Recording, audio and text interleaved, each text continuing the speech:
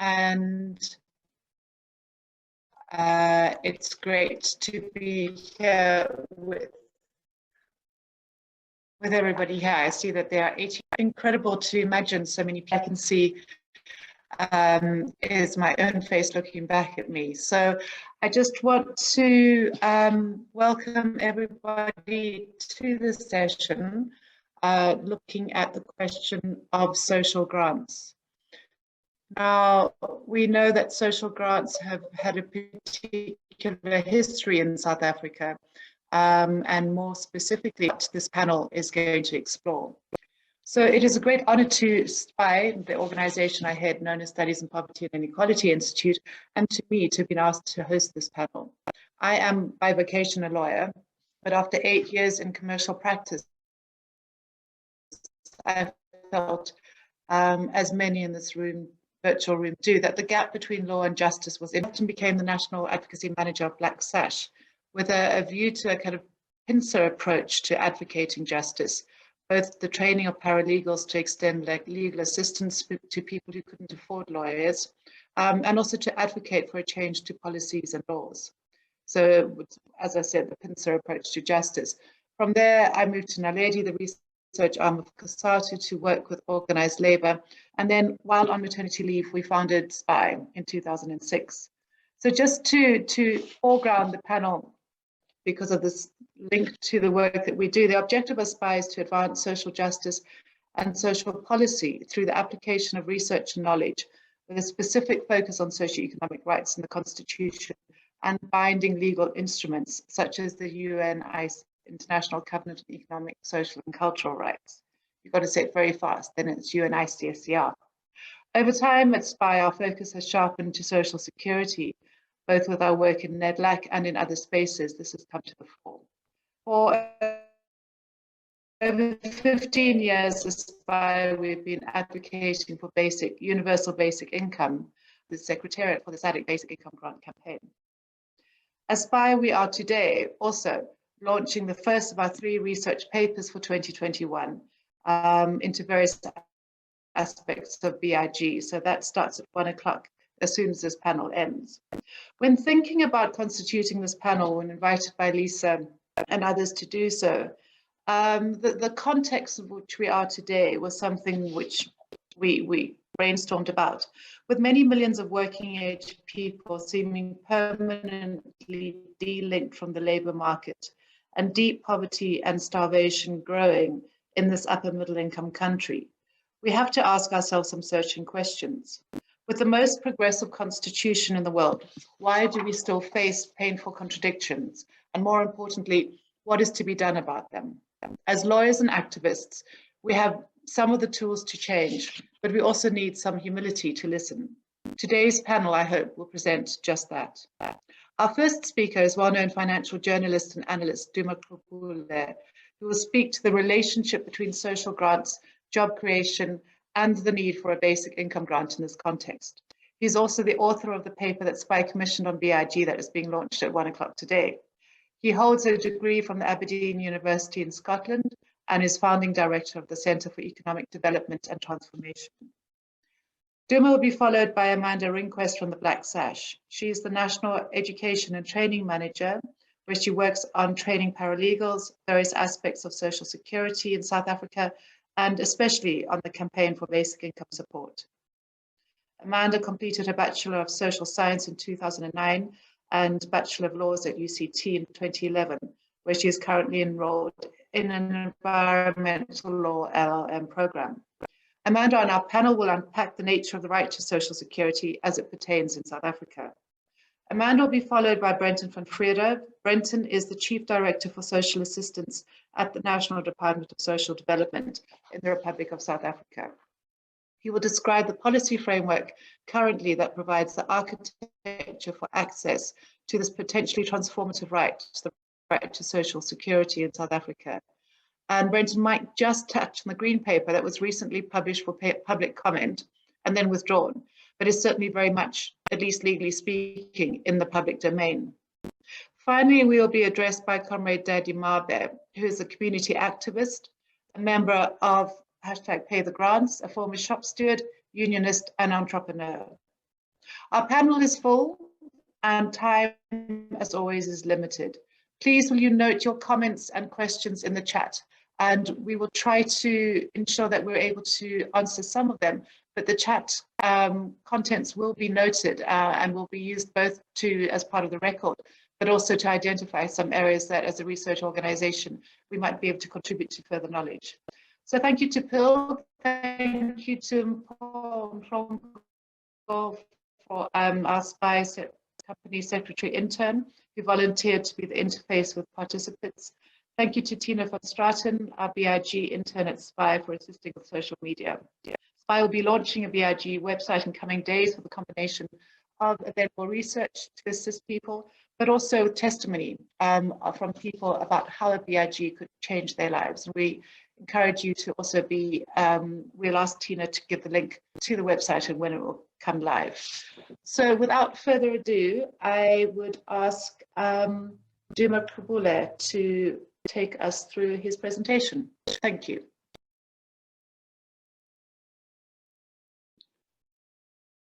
Sorry, Isabel, how much time do I have?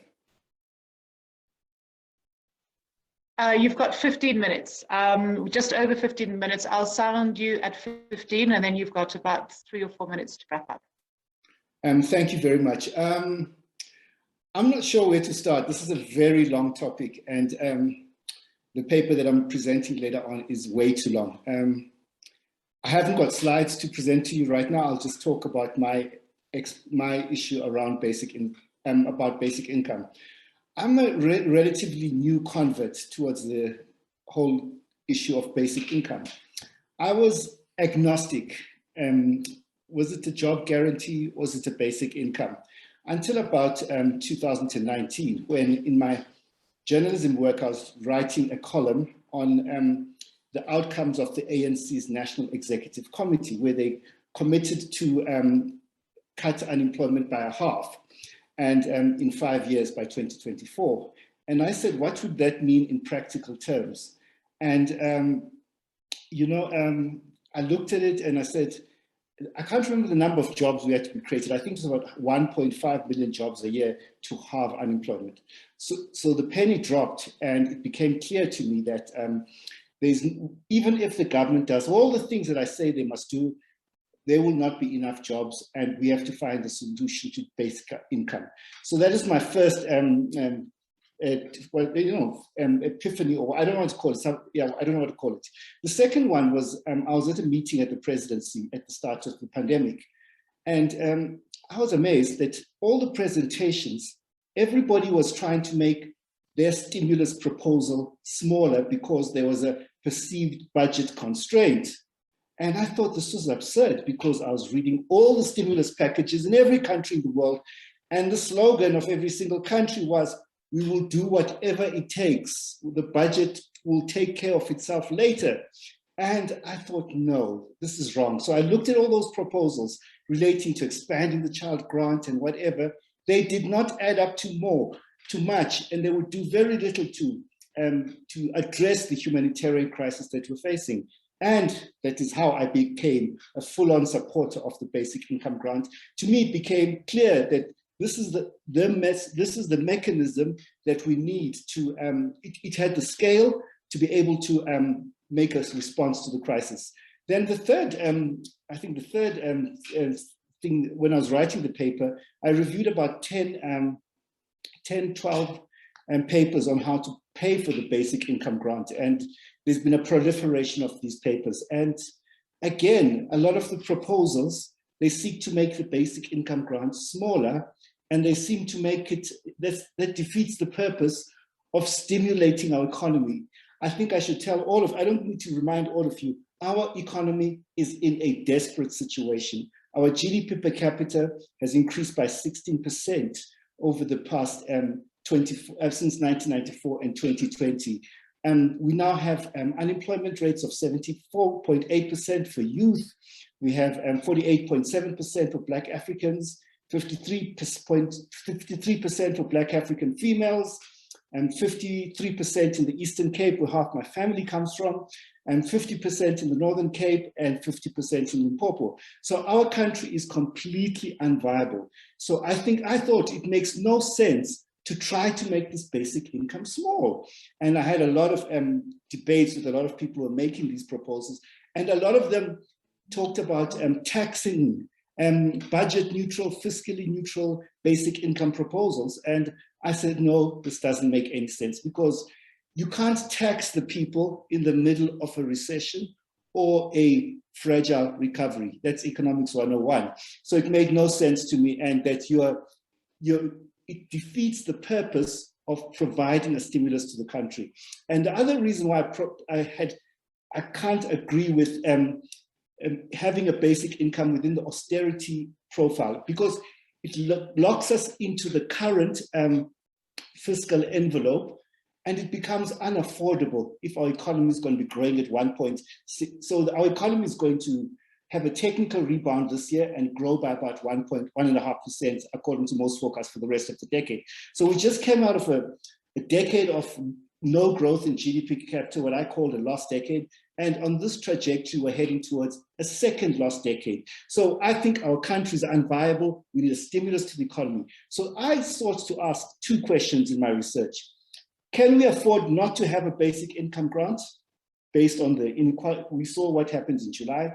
And what can we do that would provide the maximum boost to the economy? So I looked at 8 scenarios, and I settled on 2, but I won't go into the details of all the scenarios. So then I looked at what if we do the basic income grant alone, and based on various assumptions that I did, and it provided a certain stimulus. And I can't remember what the number is, it's in my presentation.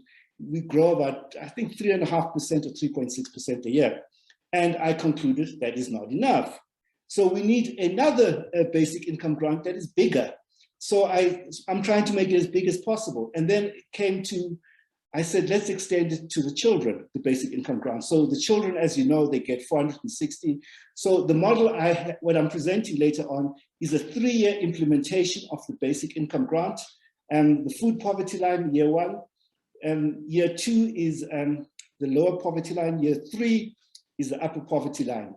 And what I have to say, it is phased in not for reasons of affordability, because I'm also a convert to the principles of modern monetary theory, that a country that prints its own currency, borrows in its own currency, and doesn't peg the currency against another currency, doesn't have a financial constraint. The government can spend whatever it wants, with the constraint being economic, not financial. The economic constraint is inflation. So all my proposals are debt finance to show that this works with MMT proposals, will MMT assumptions or not. So the reason for phasing it in, as I said, is not for affordability, but it's to ensure that there's an ongoing stimulus to the economy. So what happens when I did the numbers, the economy grows, so we extend it to the children. And so it's I can't remember the numbers, but the economy grows at about 4.8% a year. And we create 3.7 million jobs because of the stimulus to the economy. And if you use other methodologies of estimating the jobs that it created, it's a bit less than, it's more than 2 million. I can't remember the number, but it's more than 2 million, 2.5 million jobs would be created. Then I looked at the issue of affordability. You see, this thing is only affordable in the long term within the context of a new framework for macroeconomic policy.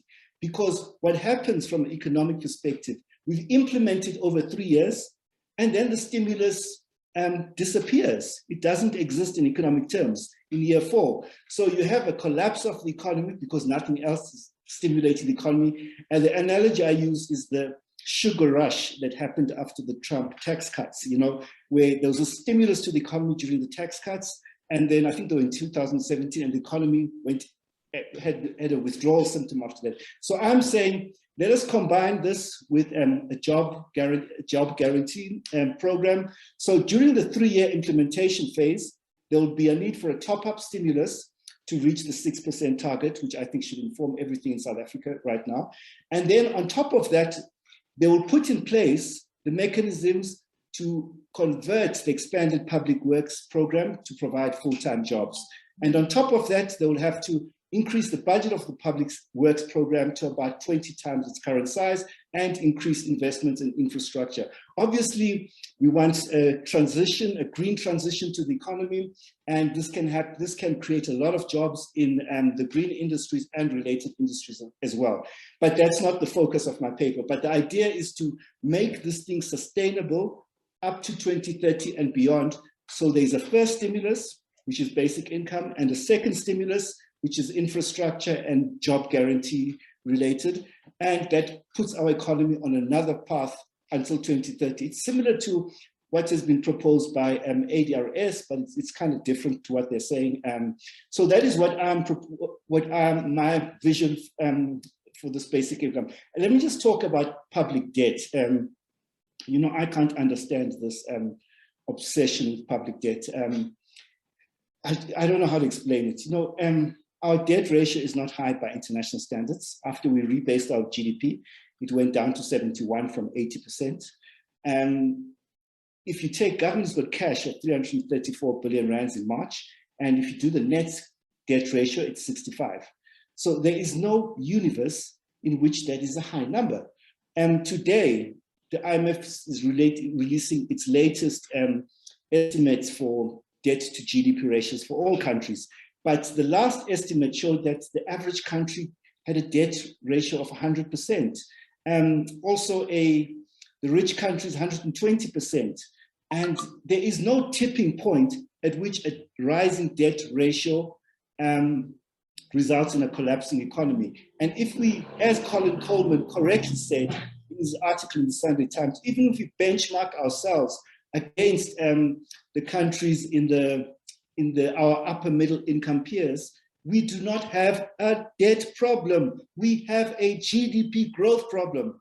And then finally, what I want to say is that I just please South Africans, I don't understand where you get this propaganda that the country is broke, that we have a debt problem. And then finally, what I want to say is that I did the numbers and the GDP forecast. So when you spend the money on the basic income grant, it increases GDP and contains the debt ratio. So I did a forecast for the debt ratio without big. It gets to about 77% in the third year. And then with big and extending it, so the two proposals, which is the one with big only or the one with big plus the children. The debt ratio went down to about 76%. So I asked myself, if the debt ratio is the same, whether there's a big or not, is there any reason not to have a basic income grant? Obviously, there is no reason. Thank you very much, Isabel. Thank you, Duma, for that. I think you were the first person that I met who could understand and explain figures to me. And as we proceed to work around the kinds of advocacy initiatives we need, we certainly benefit from the likes of people like Duma Krubula, and you are encouraged to look out for the paper that we will be launching this afternoon. And just right now, to follow on from that, I will be inviting Amanda from the Black Sash, as I introduced, with regards to Black Sash's interest in social security. And Amanda will explain to us the concept of access to the right to social security in South Africa. Thanks, Amanda. Thank you so much, Isabel, and thank you for inviting me to be a part of this panel. This is such an important topic, and I'm glad that Duma found his road to Damascus and did the economics for us, because I will most certainly not be speaking about the economics of it. I'm a lawyer by profession, so we don't know numbers.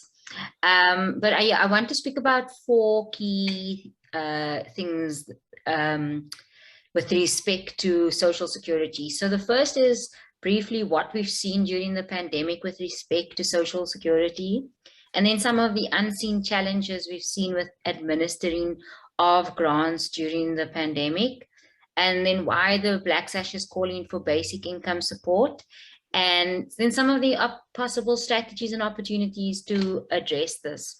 But like Dr. Mbete, I also want to start off with an Arundhati Roy quote from the same piece that she spoke about in a piece about the portal during the pandemic, where she says, "Another world is not only possible, she's on her way. Maybe many of us won't get to greet her, but on a quiet day, if I listen very carefully, I can hear her breathing." And it's such an important and powerful quote, because there is a new world on its way. A post-pandemic world is one in which we have to rethink economics, we have to rethink power structures, and we have to rethink how we look after the most vulnerable in our society. Unfortunately, within the South African government, we haven't seen a reimagining of much. And I joke that the ANC government only really, has two key approaches to a crisis, which is a war room and a commission of inquiry. And so the pandemic has been the ultimate test of how a government responds to crisis, and whether there's a commitment to human rights in the response to a crisis. But we've already seen Dr. Mbete speak about the strongman approach, and we've already seen this approach to austerity. With austerity measures, that's been the approach of the government. You send in the military and you send in economic policies that don't protect the poor. And so what we need to begin to do is get to a point where we reimagine grants and reimagine the importance of providing a social protection floor for people that meets their basic needs, and allows and gives people not just a helpline, but a grant that gives people a sufficient access to a dignified life. And so in South Africa, we have so I want to speak about the social security. And social security is made up of two parts. It's social protection, which is the UIF, it's COIDA, it's policies and institutions that protect people. So like I said, UIF, COIDA, the pension fund, RAF. And then we have social assistance, which comprises of grants in people's hands that help them meet their basic needs. And the first thing that we need to understand is that government views this constitutional right to social security as charity and as a benevolence from the government. And we saw that in February 2021, earlier this year, when after Tito Mbowene's budget speech, people said, you haven't increased the disability grant, you've only increased the child support by 10 Rand. We're in the middle of a pandemic. And his response was so telling, and he said, and this is a quote, that there is no need to be apologetic about the minuscule increases, that there exists no social contract that requires social grants to be increased annually. Again, this is just the idea that the government does these things out of the niceness of the government's heart. This is a persistent legacy of what I call the legacy of the 3 TMs. The 3 TMs are Tito Mboweni, Thabo Mbeki, and Trevor Manuel. And it's this approach to government of austerity, and we saw it. The chickens of those come home to roost during the pandemic. 20 years ago, South Africa had a commission. It was what's now popularly known as the Taylor Commission. And from that commission, it concluded that basic income grant was the #1 way for South Africans to come out of poverty. And it was suggested 100 Rand per person, a universal basic income grant. And Trevor Manuel at the time said, it would cripple the South African economy. And that's the same chorus sheet that Tito Mboweni speaks about 20 years later, and that the new finance minister also sings from. And it's the same kind of austerity measures that we saw Thabo Mbeki implement during his presidency. And so this is, again, the idea is that people are not grounding this in the Constitution, and that's the reason the Black Sash is calling for this, but I'll speak about that a bit later. But I want to speak about grants during the pandemic next. And as we know, when the pandemic happened in March, when the lockdown was announced in March 2020, in April of 2020, the president announced various economic relief packages. And these included a 250 Rand top up to the pension grant and to other grants. It included for 1 month per child, 300 Rand top up for each child grant, but then that was for 1 month, and then the following 5 months it was 500 Rand caregivers grant for those who receive the child support grant. And then there was the 350 Rand social relief of distress grant. And the social relief of distress grant was an important tool for starting out this conversation about universal basic income or basic income support. It was an important but wholly inadequate measure. Inadequate firstly because the amount is 44% below the food poverty line, which is 624 Rand. So it is obviously not enough not enough money. But secondly, the 350 Rand grant really demonstrated the government's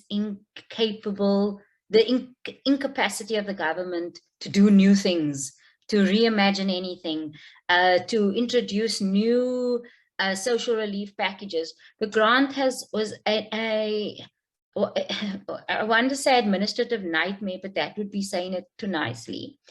And since last year, the Black Sash has been monitoring the grant. We have community-based monitors from advice office sectors and from community-based organizations, as well as researchers who've been monitoring the grant, speaking to beneficiaries. And this has happened for 9 months. And there have been numerous reports that we have now developed. And I just want to speak about some of the findings quickly. Someone can put in the chat how much time I have left. I forgot to time myself. But I want to talk about some of the issues we've seen. So one includes the fact that there are no direct transfers, no e-wallets used as a tool, because they can't, they can't get the banking associations to agree. They can't put up the infrastructure. So people are having to queue for their money. So imagine your name is Amanda, you qualify for your 350 grant. You take a 40 Rand taxi to the nearest post office to go and fetch your grant. You wait there in a 5-hour line. So obviously you buy yourself something to drink because it's 5 hours. And that costs you another 30 Rand to get yourself something to drink and something to eat. And then you got to take another 40 Rand to get back. And so you've got a good third of your grant taken away just to collect it. Because there's been insufficient way to address the unbanked and to address rural people needing to access this. Secondly, especially a big issue is the technological barrier. Only this month, only in September, has the application for the grant become a zero-rated website. And so previously you needed data to even apply for 350 Rand grant. Beneficiaries have had to wait extended periods. Many of them have been rejected because they are outdated national databases.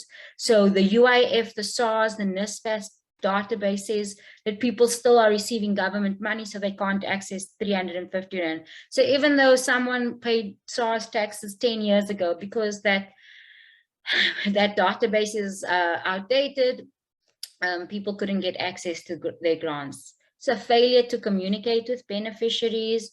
And then most importantly, beneficiaries struggled with broader systematic failures. So not failures just in SASSA, but failures from the South African Post Office, which I won't talk about too much, but I can tell you that it's collapsing. And then with Home Affairs, and Home Affairs not been giving people refugee papers on time, not giving people their IDs on time so that they can access the grant. And most importantly, I want to spend a minute talking about the xenophobia that we've experienced in giving out grants during this COVID period. For many asylum seekers, those with special permits who couldn't work when mines were closed, or for whatever reason people have working permits in South Africa, and refugees couldn't access their grants even though they qualified, because the system wouldn't allow people without a 13-digit ID code, and they couldn't, and Scalabrini had taken them to court, and no matter what had happened, the system just wouldn't allow, was just not created to serve community. And I want to just read this short passage from a refugee, from someone with asylum papers, and their experience in trying to get a grant. And he said, the Scalabrini reports that he heard that about the SOD grant and he applied, but it was difficult without a 13-digit code. He went to the office this year to collect his grant after he had received an SMS saying that he could collect the grant. This was in February or March. He went to Muizenberg and they refused. Then he went to Plumstead and they said they don't accept any documents except people with citizen IDs. Then Kenilworth Centre, they said they could help him, but they don't have money, so he must go somewhere else. Then he went to Claremont, where he was told to wait and come back the next day. He went back and then they said, you foreigners are not supposed to get this money, but I will give it to you today. He was given $350 and he couldn't remember the exact month. The following time he went to Kenilworth. He was told that people came to rob the office and they don't have money. He must go and try Observatory. At Observatory, he was told foreigners should not get this money. He went the next month to Main Road, Kenilworth, but it was still closed. So he tried Rondebosch, where they made him sit outside for a long time and then eventually gave him 700 Rand. And this is the nature of how we see the most vulnerable in our society. I think it was 7 or 8 post offices later. And this is why the Black Sash is consistently calling for a universalized grant. But if we cannot have a universalized grant, we have to have a less all or nothing approach to basic income support. We have to implement basic income support for those who are 18 to 59 and who are, and this is a constitutional obligation. This is an obligation that's in terms of our international law too. I'm very scared I'm going to run out of time. So I think that I'm preaching to the convert. So just give me, sorry, if I can just have 2 more minutes, please, Isabel. And I want to just talk about what some of the strategies that the Black Sash has been thinking about in how we get this. And the one is that we, they always tell lawyers you shouldn't be forum shopping. But I think that when it comes to issues of socioeconomic rights and grants, we must begin to forum shop. We must look at the green paper. So the Black Sash has a recourse forum with SASSA every quarter in which we bring important cases or violations. We must look at encouraging political parties to push for this, the legislation to do their work. Litigation is a tool, it's not the solution. And so we must begin looking broadly and having an ideological approach to this. We must begin to work with social movements and lawyers. I think that's the Cowles and the Black Sash relationship. It's the relationship between Equal Education Law Center and EE. We must begin to build this solid, where we use the law as a tool. And so, yeah, my time is up. I had lots more to say, but yeah, I just want to give I want us to understand that we have to begin to look broadly at how we treat the most vulnerable. Thank you, Isabel. Amanda, thank you so much for that. You managed to cover a vast array of goods. In terms of what you covered, I think the consistency of the Black Sash in being there alongside the most vulnerable in the battle to access the constitutional right to social security is something that we can always learn from. And now to follow you, and I think it's wonderfully situated, we have Brenton van Vrede from the Department of Social. Brenton, the floor is yours for 15. Just to say, last night Brenton texted me and told me he had 157 slides, and we worked out the minuscule nanosecond per slide, but I hope that you've slept on that and managed to produce it. Thank you. Thanks, Chairperson. No, I've only got about 15 slides, but I think I might have gotten my brief wrong. I was asked to come and speak about the existing grant framework, but I'm not quite sure I want to speak after. Well, after Duma spoke, I was saying to myself, I don't really want to speak after Duma. And then after Amanda spoke, I really don't want to be speaking after Amanda. But I guess let me do what I was asked to do. And I am saying that in a sort of joking tone. So I was asked to basically give the social grant framework to look at the, and then also I've added some slides just looking at how the COVID relief interventions, the sort of the impacts that has had, notwithstanding all the major challenges that Amanda has raised. And I suppose we could talk about some of those issues in the discussion afterwards. Let me just put this into full screen. I'm assuming that the slides is visible. I'm not going to go too much into the legal. I'm pretty sure everyone knows that Section 27(1) of the Constitution provides for the right to social security and, if needed, social assistance. Section 27 allows for progressive realization, but the Section 36 does also limit that to say that, you know, a right can only be limited to the extent that it's reasonable and justifiable in an open democracy. Then in terms of the social assistance aspect, the social assistance aspect is defined in the Social Assistance Act, which makes a provision for social assistance, and the current legislative framework provides for social assistance for South African citizens, permanent refugees, and refugees for the social grants, and in aspects of disasters, its residency is not taken into consideration, noting that the application of that was kind of strange in the beginning of 2020.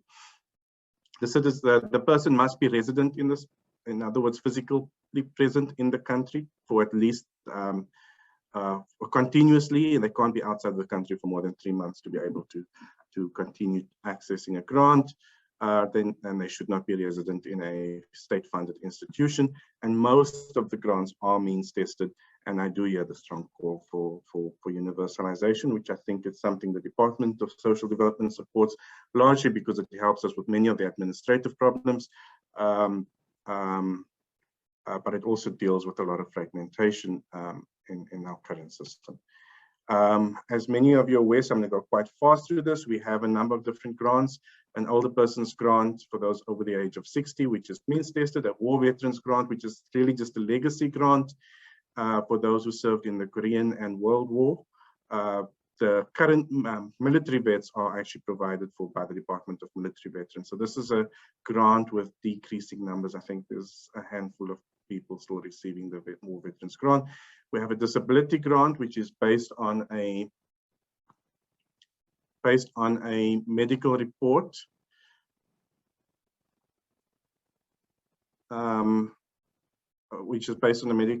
which either determines whether you're permanent or temporary disabled, and also means tested. Sorry, my slides for some reason don't want to change.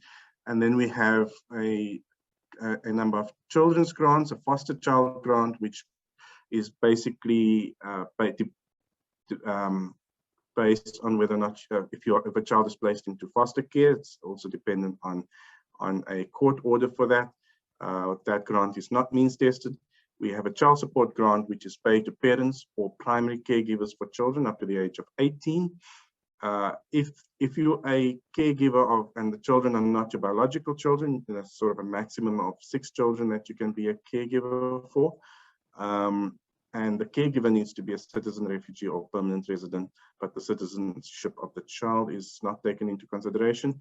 And there are, and I suppose many people don't know that because it's not really implemented, but there are soft conditionalities in the regulations on school attendance, which isn't really applied stringently. There are, and then there's the last child grant is a care dependency grant, which is basically a disability grant for children based on a medical report indicating whether the child needs permanent care or support services. And the child also should not be in a state institution. There is also a grant in aid, which is either payable with a disability grant or a older person's grant, if the elderly person or person with disability needs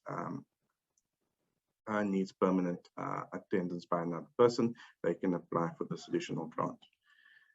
And then in the last year, we've also made some amendments to our social relief of distress framework. This has always been a very minimalistic framework. I think, you know, our normal grants, we spend about 180 billion rands a year. On SRD, we spend about 400 million rands. And most of it used to just be food parcels here and there. This was largely then used in the last year as the framework for SRD was largely used in the last year to be able to reach people who have not been reachable through our existing social grants, although we did also top up the existing social grants for the first 6 months. So we implemented a COVID-19 SRD grant for the first 6 months of the pandemic, and then it was extended again to January, and then again to April. Then it terminated for a short period and then was reintroduced again with some amendments to include caregivers up to the end of the financial year. And you know, the big question that hangs over that now at the moment is whether or not, you know, what's going to happen after March. And that's a sort of a critical issue government is having to address at this moment, noting, you know, sort of all the calls for a basic income grant and a couple of other alternatives as well that people are asking for. The qualifying criteria for this was, if one looks at the qualifying criteria for the other grants, this one seems to have a lot more qualifying criteria, which, and noting the many points of Amanda, probably could do with some streamlining in future iterations of this grant. This grant has gone to both South Africans, permanent residents, refugees, but also after the court case, as Amanda mentioned, been extended to special dispensation holders from Angola, Lesotho, and Zimbabwe, as well as asylum seekers. Similar to other grants, must be residing within the borders of the country, specifically for those between 18 and 60, unemployed and not receiving any other social grant in respect of him or herself. So in other words, you could be getting a child support grant for a child, and then caregiver could then apply for this grant provided she meets or he meets the other qualifying criteria, and then not receiving any government assistance. So whether that's UIF or any other form of government assistance that often gets provided to people. Just to give you a sense of what the values of our social grants are, our older persons grant is 1,890. Same for the disability grant and the care dependency grant. And then for our children's grant, we have the child support grant is around about 460 rands, and a foster child grant, which is around 1,000 rands, just 1,050 rands. And as the the COVID SRD grant, which is the temporary intervention that's currently running, is 350 rands. In terms of the number of people we've reached, and my apology, I don't have the 350 grant on here, but I'll just mention that. So in terms of older persons, we reach about 3.7 million older persons. Disability grants, just over a million people. Our child support grant reaches about 13 million people, and overall we reach about 13.4 million people with the child benefits. And then just the missing information here is the COVID SRD grant. Currently, as it stands, I think there's about 8 million approved applications, and we expect that number could go up to as much as 9.5, maybe even 10 million by the end of the year.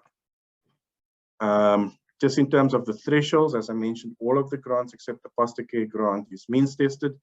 For the older persons and disability grant, we have a asset threshold as well, which is about just over 1 million and 1.25 million, and double that, 2.5 million for married people.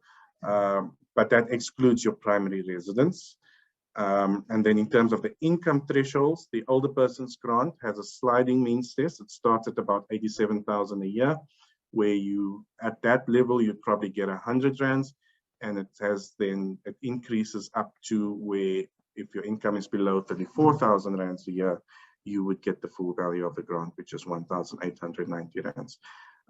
It's the mean that for the married person, it's just basically double the single person. So you basically, the way the means test works now, it takes into the consideration both incomes, the incomes of both single and sort of married individuals. So it has partial income testing in it, which many, and I acknowledge many have raised that as a major challenge in our current social grant system. The child support grant has a means test of about 55,000 rands for a single person, double that for a married person. Foster child grants not means tested, and the care dependency means test is about 226,000 and double for a married person. In terms of reforms that we're looking at the social grants, so in the older person's grant, and this is sort of one of the reforms that's in the green paper that Isabel mentioned that we did release and withdrew earlier on in the year. But this has always been a proposal, even before the green paper was released. You may recall that the Ministers of Finance and Social Development have already made a public commitment to this some years ago, that we're looking at universalizing the means test for the older person's grant. And this is basically just an acknowledgement that we pay a significant amount of benefits through the tax system for elderly people, which mainly go to the more wealthy, as well as benefits to the older person's grant, which leads to some fragmentation in the kind of benefits government pays, and hence the proposal for universalization. On the disability grants, we're looking at amending the definition for disability, introducing more uniform assessment for testing or assessing disability, and expanding the health professions that can do these assessments. So essentially, you really want your occupational therapists to be doing the disability assessments, and not necessarily is going to change some of that in the next few months. On the child support grant, we've looking at a topping up the child support grant. This is sort of part of a High Court order that we've had, and as well as extensive work with civil society as well. 3 minutes, looking at the top up for children, in particularly orphans. We're also looking at maternal support benefits, basic income support to 18 to 59, and linking children and other grant beneficiaries. Then I wanted to go on to the COVID issues, but I don't think I have enough time other than to say the COVID grant, in a very short space, we have reached 6 million people in the first round, and we're going to reach almost 9 million people probably by the end of this year, very largely skewed towards youth, and benefiting not just the individual, but we see that those individuals come from households, most of those individuals come from households of 4 or more people in, and so benefiting the larger households as well. Around 80% of people that were interviewed when we did our rapid assessment found that it made a positive difference in their lives, even though it was small. And many people believe that this grant should continue. Just from the qualitative interviews, these are just some of the comments people made. Most people use the grant for food, traveling, rent, electricity, and basic necessities, basically.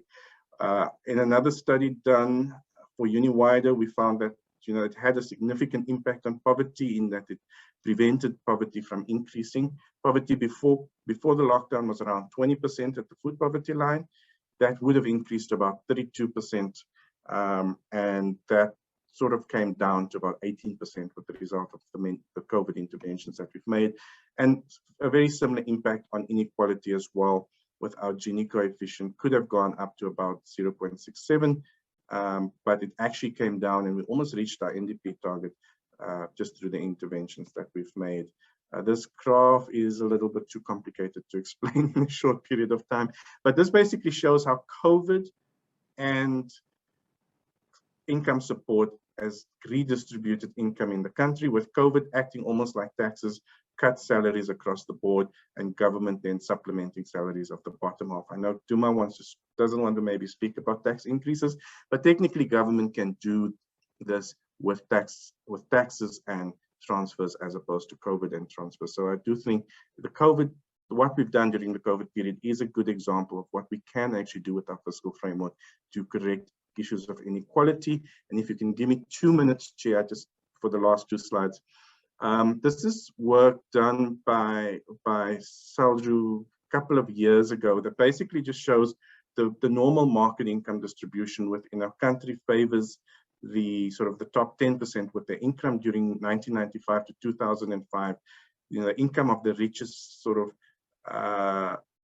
10% of the population was growing on average at about 10% per year, but with the bottom 50% of the population, they were actually getting poorer in real terms. They had negative income growth. But if you add the social grants to that, the social grants stabilized the income of the bottom, almost the bottom 70 to 80% of the population by about at about 4%. So you see, if you didn't have the grants, you'd have this very negative curve towards the lower income groups. But the grants does, in a sense, then provide a very stabilizing effect in terms of income for the bottom 60% of the population. This is a similar curve that was released just, I think it was late September this year, which basically looks at, so you'd know that's a very old study, 1995 to 2005. This one is, looks at the whole period up to 2019, and it shows a very similar story, but it does show that the things are actually gotten a bit worse. So whereas that previous one showed that stabilizing effect sort of at 4%, here we're seeing it more on 0%. So again, grants have been very, has created at least a situation where the bottom 80 to 90% of the population actually, had some kind of income growth, but there is an issue with the bottom 2 deciles where it's now actually dipped into negative growth. But it does still show that it does create that very stabilizing effect in terms of income stability within households, notwithstanding that households in many of these deciles already started from a very low place, and noting that, from the sort of 2005, it's actually coming down on the vertical scale. I'll leave it at that, Chair. Thank you very much, Brenton. And as I was saying earlier, I think Brenton, for me, is known as the good bad cop. The information there will be made available, and I think questions of the green paper, if we do have some conversation time afterwards, can be addressed. So thank you so much, Brenton, and thanks for making the time to share that with us. I think the growing availability of people within the Department of Social Development really augurs well for us finding a greater increase to access and the right to social security. And at this point, I would like to invite Comrade Daddy to speak, to be our last panelist. Comrade Daddy will speak about the activism around Pay the Grants campaign and exactly how I would imagine the people attendant at the public interest law gathering can support some of the initiatives of social movements and of activists. Thank you very much, Daddy. Over to you. Oh, thank you very much, Comrade Sabel, and greetings to everyone. My name is Daddy Mabe. I'm a member of #Pay the Grant campaign, Assembly of the Unemployed, and Cry of the Excluded. I'm a former SOP steward and unionist.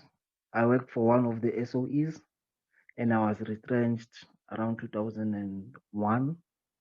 And I tried working for myself, and I think I did a good job, because some of the projects that I worked on, it's your rapid bus system in Pretoria, Mall of Africa, Mall of the South, a whole number of buildings, because I'm specializing in aluminium works for commercial and light industrial. But like Comrade Duma, there came a point when one had to look into our situation in the country and remember that, by the way, let me paraphrase, what the Constitution says. It says South Africa belongs to all who live in it, which implies that the wealth and the economy of South Africa belongs to all, including the wealthy and the poor, the employed and the unemployed.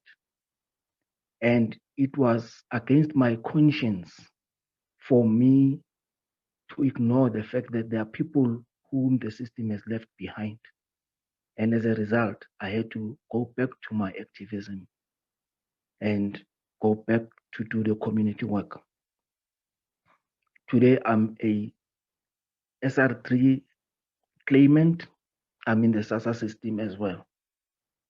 And I'm raising this because I will also later on address the issue, which is key for me, the stigmatization of the people who are receiving the grants, and also address the issue that people seem to be taking light, as if people do not want to work, when actually the current system that we are, the economic system, it's not able to employ everybody. That is a fact. At some stage, I employed more than 100 people in one site. But I knew even outside the site, there will be more than 100 people who are still looking for jobs. Therefore, we want to address the issue of lack of solidarity and the issue of lack of support for those who are fortunate enough to be working. And we are saying no single person in this context deserve for their dignity to be stripped just because they're poor, just because they're unemployed. And more importantly, no single South African deserve to be isolated from the inheritance of their ancestral land just because they are poor or unemployed. That's why we joined the struggle of the poor. On that note, let me give a bit of a background on the hashtag Pay the Grant campaign itself. Just a second, please.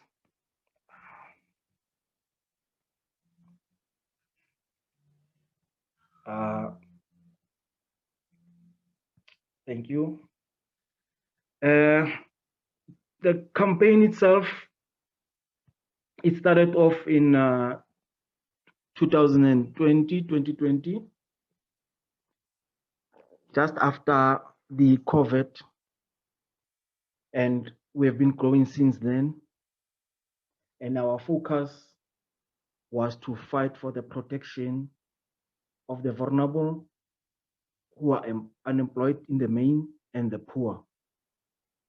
Today, we have a footprint of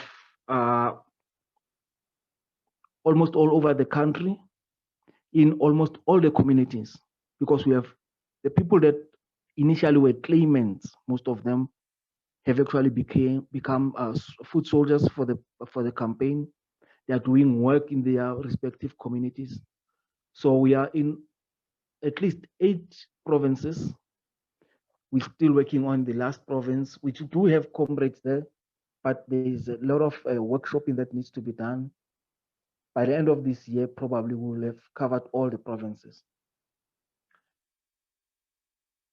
Our position is that as we have fought for the establishment of the relief measures, we joined in to organizations like yourselves, Comrade Isabel, Black Sash. We engaged the unions before the the grants were there, and we are part of these organizations. The intention was, one, let's have a measure that will assist in the immediate, but our goal is to have a basic income grant for everybody, which, according to us, should be not less than 1,500 rand, Comrade Duma spoke to the finer details of options on how can we get there. But we are saying what needs to be understood is that people are not responsible for the kind of economic system that the government choose. And it is not fair that now they are being subjected to exclusion and poverty as if they don't want to participate in these systems. So we all have to do whatever it takes to make sure that at least at the end of the month, no single household is without plate of food on the table, no single individual is without something to buy for themselves. Lest we lie if we say South Africa belongs to all who live in it. Now, hashtag pay the grants as a campaign has done a lot of work in terms of assisting the claimants. We actually even have a help desk which is facilitating all the complaints nationally. Some of those we have escalated to Black Sash. Some of them we engaged the Department of Social Development and SASSA. Not long ago, we were submitting a memorandum there. Fortunately, and we are thankful, when I Comrade Brenton, because we have your response. But what is key and highlighted in that response, which we need to take further, is the fact that as things stand currently, SASSA does not have enough capacity to can deal with all the applications. SASSA does not have capacity to can deal with all the queries. And we have provided ourselves as one of the valves that can be used in terms of trying to deal with that. That is something that we are going to take aside with SASSA. But what one would like to emphasize as a message to the audience currently is that we need everybody's support. Those who are fortunate to be earning, maybe they need to go back and read an article by John Rawls, which talks about redistributive justice, wherein he talks about the veil of ignorance. Because that's what actually converted me myself when I Comrade Duma as well. Because I realized that, you know, when you are working, you might sometimes think that those who are not working are not doing enough. When you are earning a salary, you might think that those who are not earning a salary are not doing enough. But it's only when you get to interact with them closely, then you understand that you are very fortunate, and you must not look down upon those who are not part of the system. So our plea to all of you is that join the campaign in whichever way that you can. Assist those who are not employed, those who are not fortunate enough to can participate in this economy.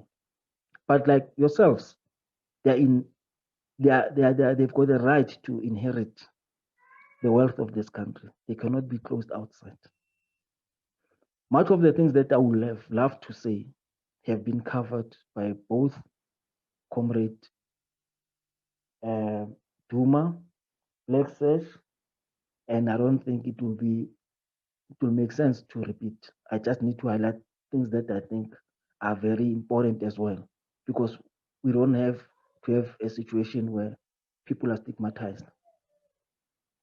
And how do we help these people? We have one of the suggestions that you're having a situation where people are fighting for increase because they say they want a living wage.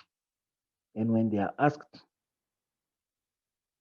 they will explain that because we are supporting 4, 5, 7, 10 members of our families who are not employed. Now imagine a situation wherein you fight for those who are unemployed to get their basic income grant. At 1.5, you were lucky. And you keep your salary. You will have benefited even much more than what we are currently enjoying as you increase. But what is also important in that is that, like Comrade Duma said, you will have helped to activate and stimulate the economy. Painful. Okay. Okay. No, I'm not just about to finish. Thank you. You would have helped in activating the economy. You would have assisted, and you would have assisted to restore dignity to your own family members who are not working. You would have gave back their agency to themselves instead of representing them. But we can always engage more and talk more. We'll provide our numbers for those who are interested in joining us, because amongst us, we are fortunate that even though we are claimants ourselves, we have people like Comrade Isabel, Comrade Duma, and everybody else, experts, and those who are educated, who are helping our cause. We sometimes need sponsors in terms of data, little donations, so that we are able to take this struggle forward. Please join us and help do justice to the children of this land. I thank you. Comrade Daddy, thank you so much for your presentation. I think that the ability to understand and hear the challenges of, as you say, claimants and recipients is a crucial voice in many of the deliberations, which is frequently excluded. So thank you very, very much for sharing your insights with us. And we are united in this, in the fight and struggle for a universal basic income grant. I see that we have done incredibly well, and I just would like to thank my panel. The panel is diverse, and yet people are combined and united by commitment to social change and transformation. So I think we'll give you all a virtual round of applause. And there are there are two questions that I see which can be addressed. Thank you very much, Brenton, for having answered some. Comrade Daddy just made mention to the fact that Duma had answered his one question about inflation. So that was the concern which is raised by many critics of a basic income grant, which is that the additional spending power without the additional productive power would lead to inflationary increases, thus undermining the stability of our monetary policy. I am going to raise Paula Proudlock's question, and then I note Kelly Kropman's hand.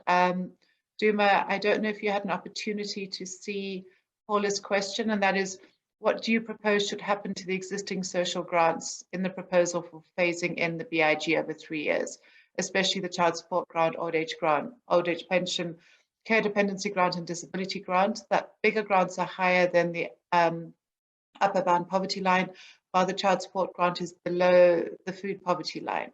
Will the higher grants remain at the current income level or come down to BIG, and will the lowest grants be increased to the food poverty line? So that is the first question. There has been a conversation between Brenton and Bonisi about the soft conditionalities of the child support grant and the fact that in reality they are being introduced in a very, or implemented in a very punitive manner. Kelly, can I ask you to voice your question? And then if there are any other questions, we can take another 2 and then ask people to respond to them. Thank you very much. Thank you. So my question is for Brenton. With regards to your comment around the need for more streamlining around the provision of social grant, you often hear issues within the department around the risk of fraud and the need to prevent fraud. Are there stats or facts or figures around the prevalence of fraudulent claims within the social grant structure? And is that commensurate with the difficulties as expounded by Amanda Rehnquist? Thank you. Thank you, Kelly. I'm actually not able to see right now if there are any additional hands, but I think, Duma, can I ask you to answer Paula's question? And then Brenton, if you can address Kelly's question, that would be great. Thank you. Okay, thanks. So the proposal that I focused on was expanding the basic income grants to children under 18. Now, the other grants, we can't bring them down to the basic income grant because that defeats the purpose of having a stimulus. So if you bring them down, it's money out of the economy. So I wanted to make this grant as big as possible. So no, the disability and old age grants will not come down, and the big will not replace them because they're higher than the child support grant. I mean, than the basic income grant. Thank you. Thank you very much. But the value of the child support grants lower than the upper bound poverty line would be, and that would be part of the 3-year phasing in. So in the first year, the child grant would go to 624, then to, I can't remember, is it 890, then to 1335, yeah.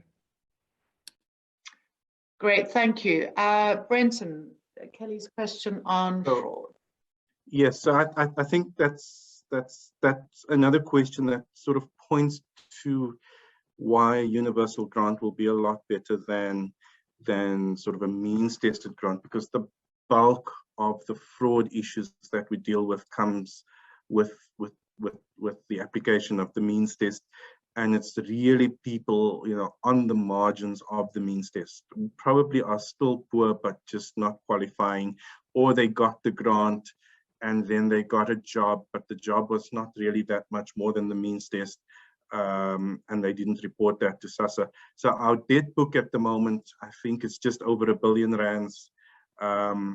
and a large part of that we're needing to write off because it's just not feasible to collect those small. So it sounds like a lot of money, but in the bigger scheme of grants, it's not a lot of money. And when you break it down to the numerous people that owe us debt, you know, everyone's owing us a few $100s here and there.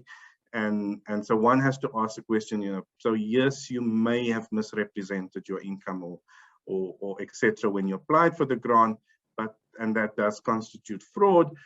But in the bigger scheme of things, you know, how you know, it's not like you're an extremely rich person who was abusing the system. So a universal grant immediately wipes all of that out. People, everybody gets the grant, and you don't have this this fraud at the margins of a means test, which, if you think about it, the means test is sort of an arbitrary line which determines who gets something and who doesn't get something. And then the only fraud you could possibly get is if, for example, someone claims to be who they're not, which would be much more risky level of fraud. But I think, you know, the fraud in the system would just more or less be wiped out through a universal approach. Thanks.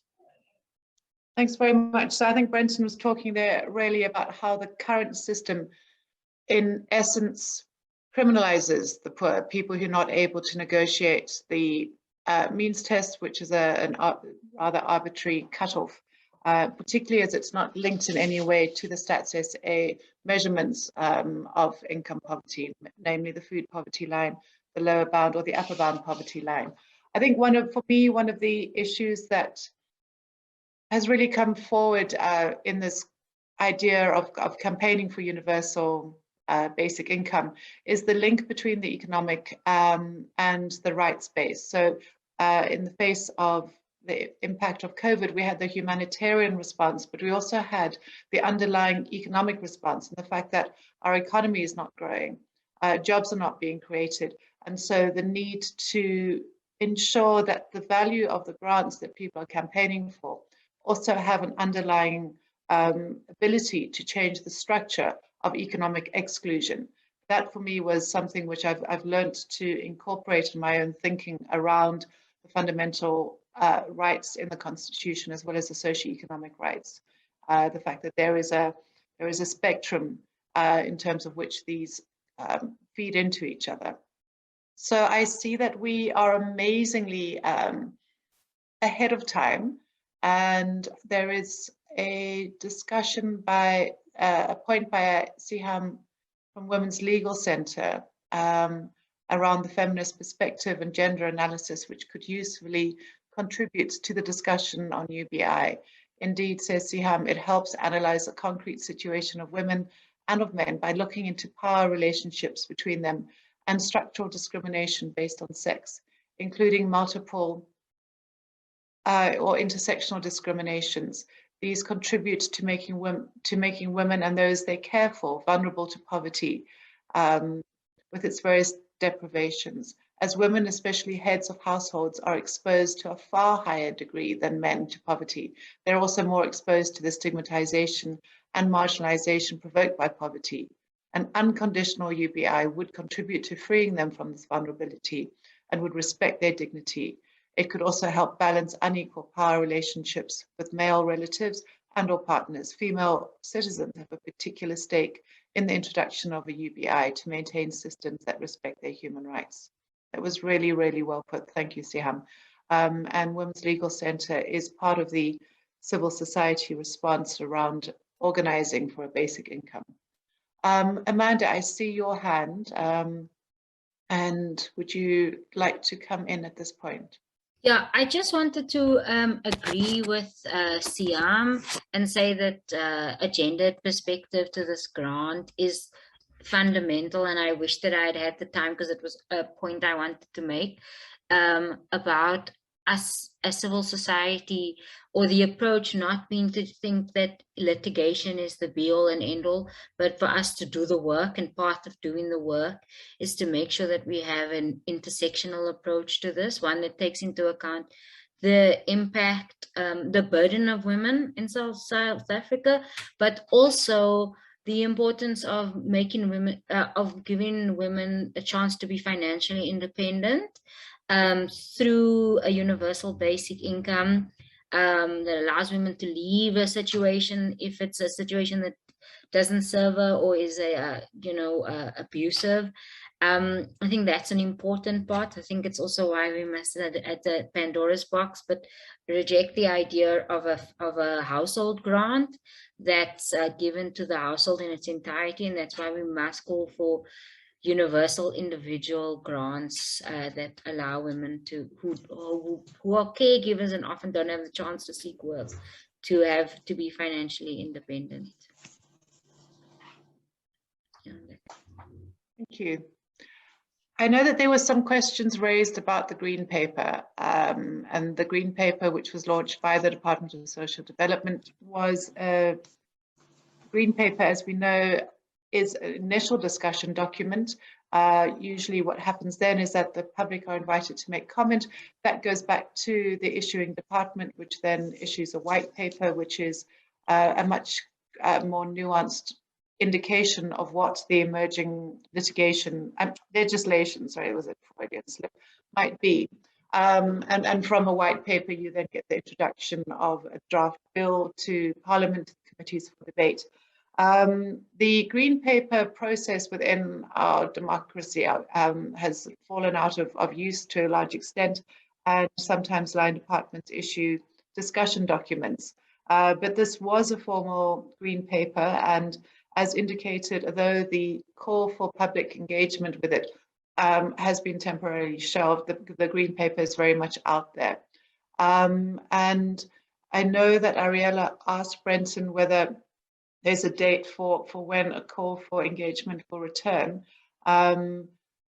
I think, Brenton, can I put you on the spot and ask you how you would suggest that civil society engages with the Green Paper? Is it something that we should start educating ourselves about? Will it change significantly? And can we already start feeding you our thinking around it? So, I mean, I can't necessarily, well, I don't have the answer to Ariella's question in terms of when we're going to put it out again or open it up for comments. I do think, though, as you sort of mentioned, that, you know, many people have seen it. A lot of people have it already. When government recalls it, it doesn't necessarily mean everyone now has to go and throw throw what they've downloaded into the outbar or to the recycle bin, or burn it, or all copies they have. I think the issues in there are quite critical for society. That paper took almost more than 10 years to write. And it's a slow changing environment. I don't think much has changed over that particular period in time. So anybody who's interested in that field can familiarize themselves with the items and the sort of with the themes and the topics in that paper.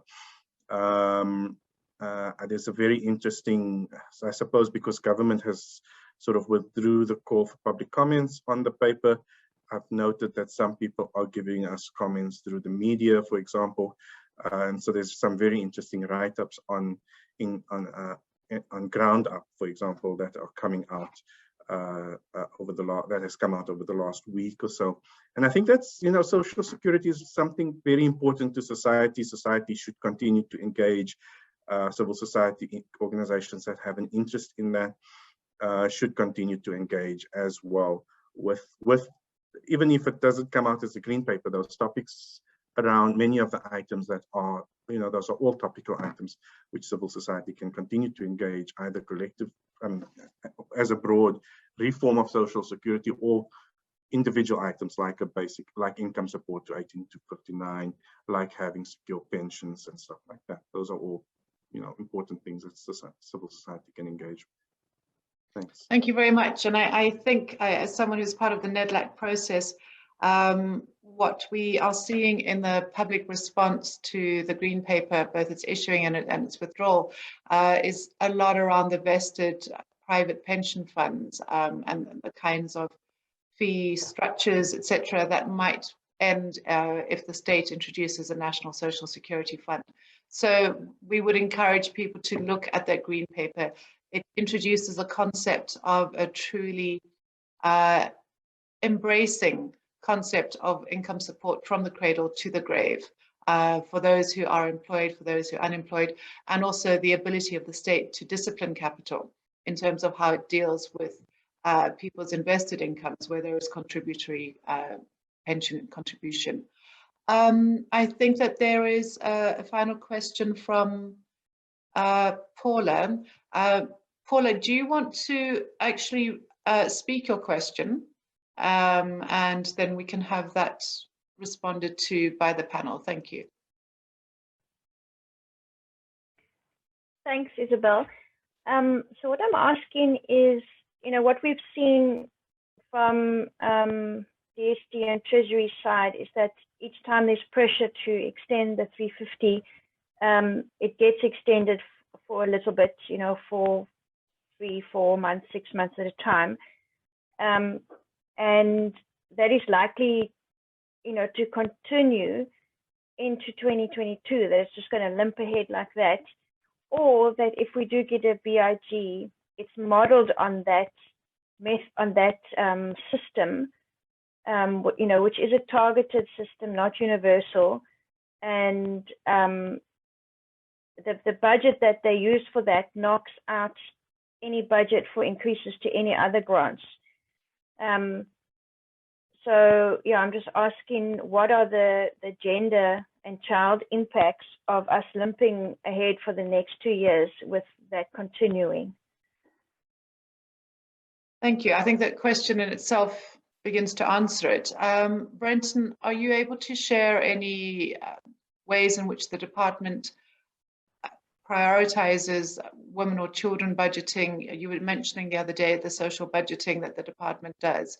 Is that something that you're able to share with people? Yes, although I don't think the social budget necessarily answers that question, but obviously it's actually a public document. I think it's on our website, and we would strongly encourage anyone interested to engage with that document, because it's very useful information. And we will also be releasing, for example, the rapid assessment that we've done on the COVID SRD grant in a webinar on the 21st, I think, as well as we've got a social security review coming out, and we also will have some further webinars as well, at which everyone is having webinars on basic income grant. And I think that's very useful. It's very useful. Good. I mean, it's a very topical discussion, and all of these discussions help.